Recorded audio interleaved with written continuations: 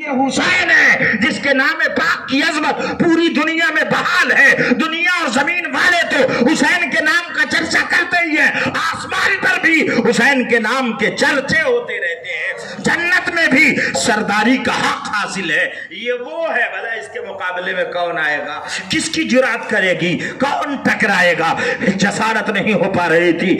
یزیدی گھیرا بندی کرتے تھے, محاصرے میں لینے کی کوشش کرتے تھے, نرگے میں آپ کو لیتے تھے, مگر دور سے انیاں مارنے کی کوشش کرتے تھے, تیر ڈالنے کی کوشش کرتے تھے, تلوار کو پھینک کے مارتے تھے. سامنے مقابلہ آرائی کی کسی کی جرات نہیں تھی. چوٹیں لگیں, ضربیں پھڑیں. امام حسین کو 113 ضرب لگی تھی. اندازہ کریے اور غور کریے گا. پھر بھی فاطمہ کا لال اس طرح لڑ رہا تھا جیسے لگتا تھا تازہ دم ہے, اس طرح لڑ رہا تھا جیسے لگتا تھا 3 دن کا پیاسا بھوکا نہیں ہے, اس طرح مقابلہ کر رہا تھا جیسے لگتا تھا کہ کائنات حیرت میں ہے. یہ کیسا جنگجو ہے جسے تڑپایا, بھوکا پیاسا رکھا گیا, مگر اس کے ماتھے پر شکن نہیں ہے, اس کے چہرے پر افسردگی نہیں ہے, اس کے بازو لڑنے سے تھکتے نہیں ہیں. یزیدی اس بات کو لے کے پریشان تھے کہ اما ہم لوگوں نے اسی لیے پیاسا رکھا تھا کہ حسین سے لڑنا آسان ہو جائے گا, اسی لیے بھوکا رکھا تھا کہ حسین اعظم سے مقابلہ کرنا دشوار نہیں ہوگا. اب تو حالات یہ پیدا ہو رہے ہیں کہ حسین اعظم سے لڑنا مشکل ہو رہا ہے. کیا کیا جائے, کیسے روکا جائے؟ ہم نے بھوکا اسی لیے رکھا کہ اب یہ ڈر جائیں گے, اب یہ کمزور ہو جائیں گے, اب یہ لاغر ہو جائیں گے, مگر ان کے جوش و جذبے کا, ان کی طاقت و ہمت کا, ان کی جرات مندانہ طرز عمل کا, ان کے تلوار کی کاٹ کا اندازہ لگانا دشوار ہے. کیا جائے؟ اس چکر میں تھے. حسین کی تلوار صاعقہ بن کر یزیدیوں پر گر رہی تھی. حسین کی تلوار ایسا لگتا جیسے بجلی بن کر چمک رہی ہو. حسین کی تلوار اپنا رنگ دکھائے جا رہی تھی اور سب کے سب حیرت زدہ تھے کہ اما کیا جائے. اندازہ کریے اور غور کریے گا. حسین اعظم کو اپنے نرگوں میں لے کے تیر پہ تیر مارے جا رہے تھے. اتنے میں اذان ہوئی اور اذان کی آواز امام حسین کے کان سے ٹکرائی تو آپ نے اپنی تلوار روک دی. اللہ اکبر کبیرہ. حسین نے جب تلوار روکی تب یزیدیوں نے ایک لمبی سانس لی اور کہا اما اب تو یہ رک گئے ہیں, اب تو یہ ٹھہر گئے ہیں, بات کیا ہے؟ حسین نے پوچھا وقت کیا ہو رہا ہے؟ سبوں نے کہا کہ یہ جمعہ کا ٹائم ہے, ممبروں پر خطبہ پڑھا جا رہا ہوگا, خطبے کی اذانیں دی جا رہی ہوں گی, پھر نماز جمعہ ادا کیا جائے گا. آپ نے فرمایا اب تو اذان ہو گئی ہے, نماز پڑھ لینے دو, ذرا سوچنا. یزیدی حیرت زدہ تھے. ہم بھوکا رکھے تلوار نہیں روکی, ہم پیاسا رکھے تلوار نہیں روکی, ہم نے نڈھال کر دیا تلوار حسین نہیں روکی, ہم نے ان کے بچوں کو کاٹ ڈالا تلوار حسین کو ذرا بھی شکن نہیں آئی, ہم نے ان کے بچوں جوانوں کی لاشیں گرا دی مگر حسین نہیں تھما. اب رکا ہے تو اذان سے. اما مہلت تو مل گئی ہے, ہم سوچ سکتے ہیں, موقع تو مل گیا ہے, ہم تجسس کر سکتے ہیں, ہمیں ٹائم ملا ہے, ہم غور و فکر اور غور و خوض کے ساتھ فیصلہ لے سکتے ہیں. حسین اعظم نے نیت باندھ لی, نماز میں اپنے آپ کو ڈال دیا, قیام کے ساتھ قرات کیا, خون سے وضو کر ہی لیا تھا اور آپ نے جیسے ہی رکوع میں ڈال کے سجدے میں ڈالا, ایک رکعت پوری ہو گئی, پھر اٹھے, دوسری رکعت آپ نے پڑھی. اس درمیان یزیدیوں نے بات کی اما اگر یہ نماز پڑھ لیے تو پھر کاٹیں گے, پھر ماریں گے, پھر گردنیں کٹیں گی, پھر بھیڑ لگے گی, پھر گردنوں اور جسموں کے ڈھیر اس کربلا کی زمین پر پڑیں گے, ہمارا نمٹنا مشکل ہوگا. حسین اگر نماز پڑھ کے فارغ ہو جاتے ہیں تو پھر دشواری کھڑی ہو جائے گی. ایسا ہے یلغار تو ہم کر چکے ہیں, تیروں کی بوچھار تو ہم نے کر دیا ہے, زخموں سے چور ضرور ہیں, مگر امید ہے کہ یہ اگر اٹھے نماز سے فارغ ہو گئے تو خیریت نہیں ہے, آلت نماز میں انہیں مار دیا جائے. بڑی تیزی سے شمر آگے بڑھا اور آپ کو قتل کرنے ہی والا تھا. حضرت امام حسین نے فرمایا ذلیل رک جا, تیرے سینے پر کوئی داغ ہے کیا؟ اس نے کہا سفید داغ ہے۔ فرماتے ہاں میرے آقا کی وہ حدیث یاد آئی جب میرے نبی نے کہا تھا کہ ایک چتکبرا کتا تمہارا قاتل ہوگا۔ کوئی بات نہیں، سمجھ آ گئی کہ تو ہی میرا قاتل ہے۔ اب اس نے تلوار اٹھائی تو آقا حسین سجدے میں تھے، عالم سجدے میں، آپ کی گردن پر تلوار ماری ہے، سر دھڑ سے الگ ہو گیا۔ ٹھہریے اور دل کے اتھاہ گہرائیوں میں ڈبکیاں لے کر سوچئے گا، اس کا انتقال ہوا ہے جو نگاہ نور مصطفیٰ ہے، وہ انتقال کیا ہے جو فاطمہ زہرا کا پروردہ ہے۔ اب امام حسین کو اس نے قتل کیا۔ میں جب دیکھا اور پڑھا تو حیرت میں ڈوب گیا۔ آقا آپ دشمنوں کے بیچ تھے، شہادت کا جام نہیں پیا، آپ پر دشمن یلغار کر رہے تھے، چوٹیں لگی تھیں، ضرب پائے ہوئے تھے، مگر آپ انتقال نہیں کر گئے۔ گھوڑے پر لوگوں نے تیر، تلوار، انی اور نیزوں کی ضربیں دی تھی، آپ شہید نہیں ہوئے، آپ حالت نماز میں شہید ہو رہے ہیں۔ بات کیا ہے؟ جواب ملا عمر فاروق امجدی، ہم گھوڑوں پر اس لیے شہید نہیں ہوئے تھے، دشمنوں کے نرگے میں اس لیے شہید نہیں ہوئے تھے، دشمنوں کی چوٹ اور ضربیں پا کے اس لیے شہید نہیں ہوئے تھے کہ شہادت کا جو حکم ہے وہ سجدے میں ہے۔ میرے رب کا فرمان ہے فصلی لربک وانحر، اپنے رب کے لیے نماز پڑھو، آؤ قربانی دو۔ تو حسین نے نماز میں ڈال کر اپنی گردن دی ہے تاکہ دنیا جان جائے کہ آیت قرآنیہ تھیوری ہے، تھیوری، حسین اس کا پریکٹیکل ہے۔ بے شک، سبحان اللہ، سبحان اللہ۔ نعرہ تکبیر، اللہ اکبر، نعرہ رسالت، یا رسول اللہ، نعرہ رسالت، یا رسول اللہ، یا حسینی، یا حسین، یا حسینی، یا حسین، یا حسینی، یا حسین، یا علی، نعرہ تکبیر، یا علی، نعرہ رسالت۔ یا رسول اللہ۔ ایک بیٹا اپنا انتقال کر جاتا ہے تو باپ کو سنبھالا جاتا ہے، وہ سنبھل نہیں پاتا ہے۔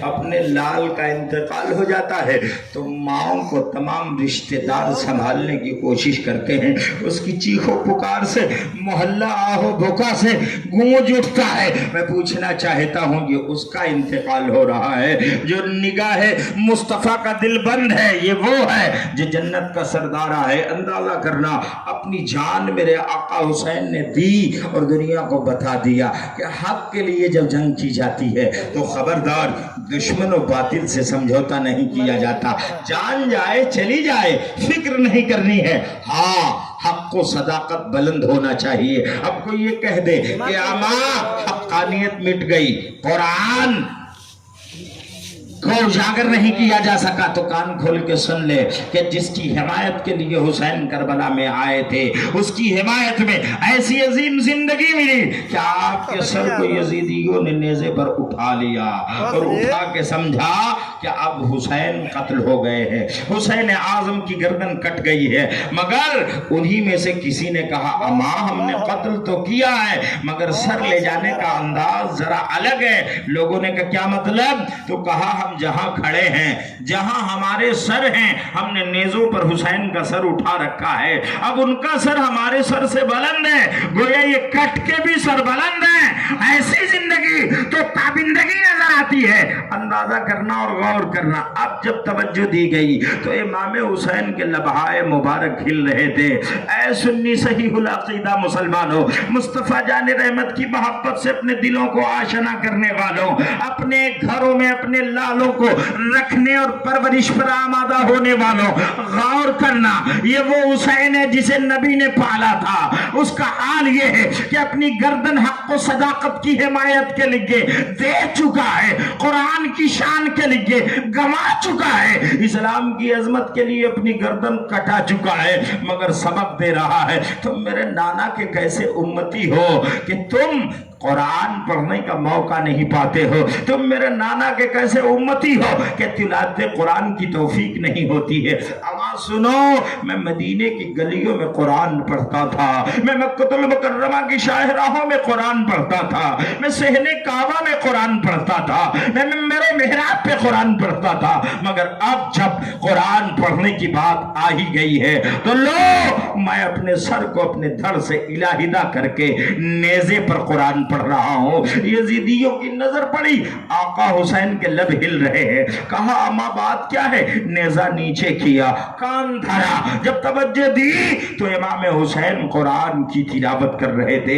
میں اس بات کو پڑھا تو عقل و دانشمندی سے حیرت میں ڈوب گیا، عشق کے ساتھ غوطہ زن ہوا. مولا بات کیا ہے؟ آقا مجھے یہ بات بتا جائیے، وجہ کیا ہے؟ جیسے ہی سوچ رہا تھا عقل و دانشمندی کے ساتھ قرآن کی آیت نے انتباہ دیا اور آرڈر ہوا عمر فاروق امجدی دوسرے سپارے رکو نمبر 2 میں اللہ فرماتا ہے وَلَا تَقُولُوا لِمَن يُقْتَلُ فِي سَبِيلِ اللَّهِ أَمْوَاتًا، جو راہ خدا میں مارے جائیں وہ مرتے نہیں ہیں، مردہ بولنے کا آرڈر نہیں ہے، بل احیاء و زندہ ہیں. لے یہ قرآن کی آیت ہے جسے تو سمجھ نہیں پا رہا تھا، حسین کربلا میں اس کی تفسیر ہے. اب کٹ کے قرآن پڑھ کے تمہیں یہ مسئلہ بتا دیا کہ وہ تفسیر ہے، تفسیر. حسین اس کی وضاحت ہے، وہ قرآن کی آیت ہے. حسین اس کی تفسیر پر تنویر ہے، وہ قرآن تھیوری ہے. حسین پریکٹیکل ہے. نعرہ تکبیر، نعرہ تکبیر، نعرہ رسالت، نعرہ رسالت. ذکر شہدائے کربلا، ذکر شہدائے کربلا، نعرہ تکبیر، نعرہ رسالت. لو بلا کی زمین گونج اٹھی. شاعر کہتا اپنے اللہ کا فرمان پڑھا کرتے ہیں، نو کے نیزے سے بسد شان پڑھا کرتے ہیں. موت آتی نہیں ہے، حق شہیدوں کو کبھی قتل کے بعد بھی قرآن پڑھا کرتے ہیں. موت آتی نہیں ہے، حق شہیدوں کو کبھی قتل کے بعد بھی قرآن پڑھا کرتے ہیں. تبھی طاہر لاہوتی نے کہا تھا اما تم جو سجدہ کرتے ہو ایسی شدہ مسجدوں میں کرتے ہو، تم جو سجدہ کرتے ہو ٹائل پتھر کی زمینوں پر کرتے ہو، تم جو نماز پڑھتے ہو آرام گاہ ہوتی ہے وہ جگہ.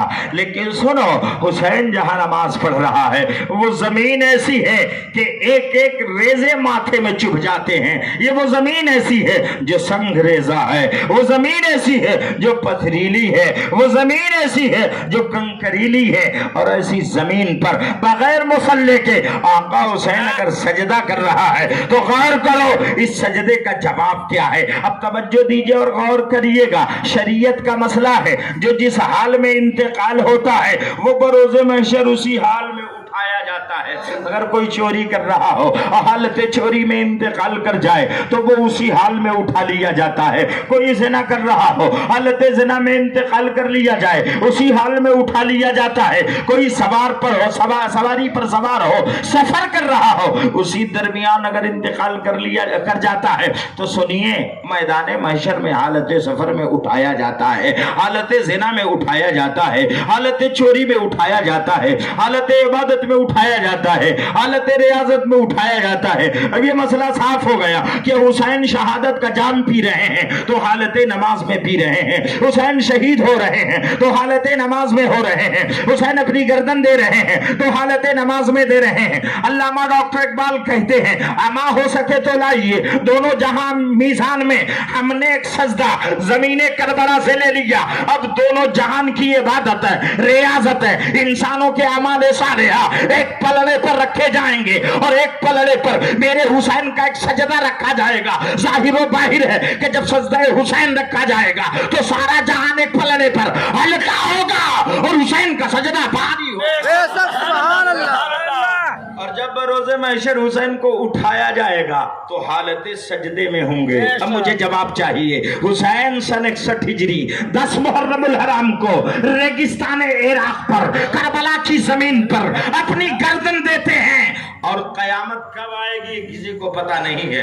قیامت کی ہولناکیوں کے بعد حضرت اسرافیل پھونک ماریں گے اور اسرافیل کی پھونک پر سب کی قبریں پھٹیں گی. ہر کوئی زندہ ہو کے اٹھے گا، جو جس حال میں ہوگا اس حال میں اٹھایا جائے گا. اے آقا حسین جب آپ کو اٹھایا جائے گا تو آپ حالت سجدہ میں ہوں گے. اب بتاؤ کربلا 61 ہجری میں قائم ہوا ہے، قیامت کے بعد حسین اٹھائے جائیں گے تو سجدے میں اتنا بڑا لمبا سجدہ کسی ماں کے لال نے کیا ہو تو لے آؤ. حق کہا ہے ڈاکٹر اقبال نے، ہو سکے تو لائیے دونوں جہاں میزان میں ہم نے ایک سجدہ زمین کربلا سے لے لیا.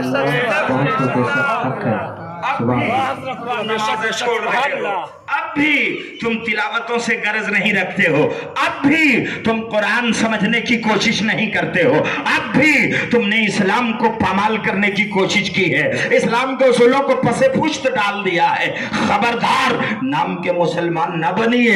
हुसैन का दामन अगर थामा है तो हुसैनियत आना चाहिए, हुसैन के दामन करम से लगा है तो हुसैनियत का असर मुरत्तब होना चाहिए। हुसैन आजम के दामन करम से वाबस्ता है तो हुसैन आजम का साया पड़ना चाहिए। हम तो करबला जैसी जमीन पर कट कर नेज़े पे कुरान तो नहीं पढ़ सकते हैं, अमा मस्जिदों में तिलावत की जा सकती है कि नहीं, मेहराबों में कुरान पढ़ा जा सकता है कि नहीं, मिंबरों पर कुरान की तिलावत की जा सकती है कि नहीं, घरों के मुसल्ले पर कुरान पढ़ा जा सकता है कि नहीं, घरों की चार दीवारियों में कुरान पढ़ा जा सकता है कि नहीं। अगर आप कहते हैं मियाँ पढ़ा जा सकता है तो कान खोल के सुनो, फिर क्यों नहीं पढ़ते, फिर क्यों नहीं तिलावत करते, फिर क्यों नहीं कुरान समझते, फिर क्यों नहीं कुरान की तफसीरों का जायजा लेते। खबरदार, हमारी गफलत का नतीजा ये है कि हम बदअकीदगी के शिकार हो रहे हैं, हमारी गफलत का नतीजा ये है कि हम इस्लाम से कोसों दूर हो रहे हैं, हमारी गफलत का नतीजा ये है कि सिर्फ हुसैन के नाम को